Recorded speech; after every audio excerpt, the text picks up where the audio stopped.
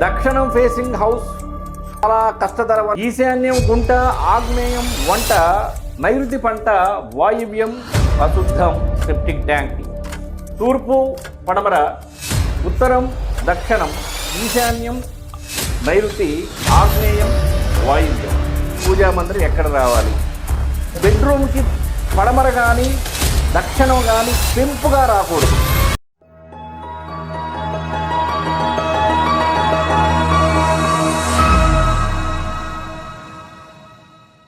అస్మద్ గురుభ్యో నమః. హరి ఓం. ఈరోజు మనం దక్షిణం ఫేసింగ్కి సంబంధించి ఒక నమూనా ప్లాన్ని చూద్దాం. Sample plan. చిన్నవారికి పెద్దవారికి ఎవరికైనా సరే, ఎందుకంటే మనకి ఒక పని చేసేటప్పుడు దానికి సంబంధించినటువంటి అవగాహన కనుక ఉంటే పని ఈజీ అవుతుంది. నమూనా కనుక మనకు అర్థమైతే దాన్ని బట్టి మన పెద్ద ప్లాన్ కూడా తీసుకోవచ్చు. దక్షిణం ఫేసింగ్ హౌస్ దాని ప్లానింగ్ అంటే చాలా కష్టతరం అని అందరూ అంటూ ఉంటారు. అలా ఏమి లేదు. ఆటుపోటు లేని స్థలమైనప్పుడు దక్షిణం ఫేసింగ్ హౌస్ కూడా యోగిస్తుంది. ఈ మ్యాప్ను కనుక మనం గమనిస్తే దక్షిణం ఫేసింగ్ యొక్క నిర్మాణం ఎలా చేసుకోవచ్చు అనేటువంటి ఒక నమూనా మనకు అర్థమవుతుంది. ఇది దక్షిణం ఫేసింగ్కి సంబంధించి డబల్ బెడ్రూమ్ హౌస్. దక్షిణం రోడ్డు ఉంది, మెయిన్ రోడ్డు, దక్షిణం ఫేసింగ్ కంప్లీట్గా ఇది. ఈశాన్యం గుంట, ఆగ్నేయం వంట, నైరుతి పంట, వాయువ్యం అశుద్ధం సెప్టిక్ ట్యాంక్. ఈశాన్యం గుంట, ఆగ్నేయం వంట, నైరుతి పంట, వాయువ్యం సెప్టిక్ ట్యాంక్స్. ఇది సూత్రం. ఈ సూత్రం ఆధారంగా దక్షిణం ఫేసింగ్ హౌస్కు సంబంధించి మీరు బాగా గమనించండి. తూర్పు పడమర, ఉత్తరం దక్షిణం, ఈశాన్యం నైరుతి, ఆగ్నేయం వాయువ్యం. ఇది ఒక నమూనా ప్లాన్. మధ్యసింహద్వారము, దక్షిణం మధ్యసింహద్వారము, ఉత్తరం మధ్యసింహద్వారము, ఆగ్నేయంలో కిచెన్, నైరుతిలో బెడ్రూమ్, ఇది రెండో బెడ్రూమ్. అటాచ్డ్ బాత్రూమ్ చేసుకోవచ్చు, కామన్ బాత్రూమ్ చేసుకోవచ్చు, లేదా స్థలాన్ని బట్టి దేనికి ఒక బాత్రూమ్, ఈ రెండో బెడ్రూమ్కి అటాచ్డ్ బాత్రూమ్, మొదటి బెడ్రూమ్కి అటాచ్డ్ బాత్రూమ్గా కూడా చేసుకోవచ్చు. ల్యాండింగ్కి సంబంధించి ల్యాండింగు ప్రహరీ కూడా టచ్ కాకూడదు, ఆనకూడదు. తర్వాత ఈ ల్యాండింగు నైరుతి పెరగకుండా, దక్షిణ నైరుతి పెరగకుండా పార్టేషన్ చేసుకోవాలి ఇంటి పారుకి. తర్వాత నైరుతి కోణము ఈశాన్యం కోణానికి పడకుండా తప్పించి తూర్పు ఈశాన్యంలో కానీ ఉత్తర ఈశాన్యంలో కానీ వాటర్ ట్యాంక్స్ పెట్టుకోవచ్చు. తర్వాత సెప్టిక్ ట్యాంక్స్కి సంబంధించి తూర్పు ఆగ్నేయంలో సెప్టిక్ ట్యాంక్స్ పెట్టుకోవచ్చు. అటు మనకి పాసిబుల్ కానప్పుడు ఉత్తర వాయువ్యంలో కూడా మనం సెప్టిక్ ట్యాంక్స్ పెట్టుకోవచ్చు. ప్రహరీకి ఆనకుండా, వాయువ్యం మూల కాకుండా బయట ఇంకొక బాత్రూమ్ కూడా నిర్మాణం చేసుకోవచ్చు. ఇలాగే చేయాలని ఏం లేదు. ఇందులో ఎన్నో రకాల మార్పులు చేర్పులు చేసుకొని ప్లాన్ తీసుకోవచ్చు. ఒకవేళ మాకు అసలు దక్షిణం ఫేసింగ్ వద్దు అనుకున్నప్పుడు తూర్పు సింహద్వారం పెట్టుకొని తూర్పు ఆగ్నేయంగా దక్షిణ ఆగ్నేయంగా రావచ్చు. తూర్పు సింహద్వారం పెట్టేసేసుకొని ఆగ్నేయంగా దక్షిణానికి వచ్చేయచ్చు మెయిన్ రోడ్లోకి.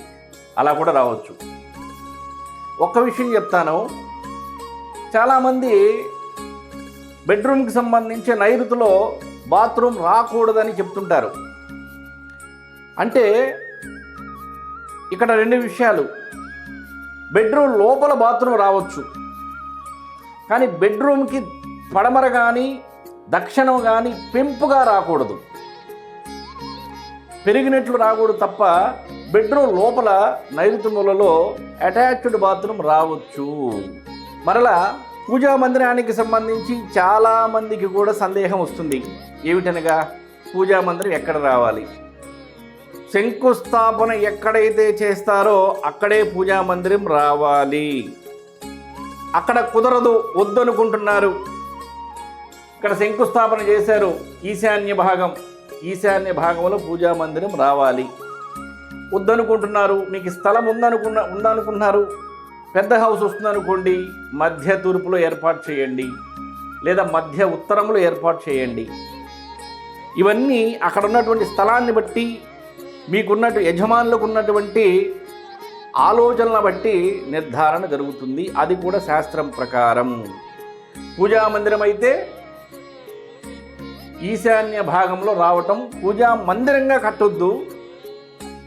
ఈ గోడకు సంబంధించి కానీ ఫ్లోరింగ్ లెవెల్ దగ్గర నుండి కాకుండా ఫ్లోరింగ్ పైన నుండి మీరు అరమరలుగా సెల్ఫ్స్గా ఏర్పాటు చేసుకోవచ్చు.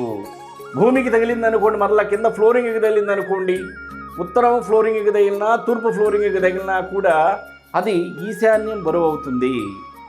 పూజా మందిరంగా కట్టడానికి ఈశాన్యం మూల పనికిరాదు.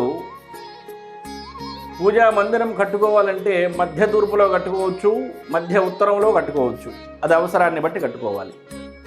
కాబట్టి వాస్తుశాస్త్రం ప్రకారం ఒక ప్లానింగ్కి సంబంధించి అమర్చేటువంటి విధానం చాలా గొప్పది, చాలా ముఖ్యమైనటువంటిది.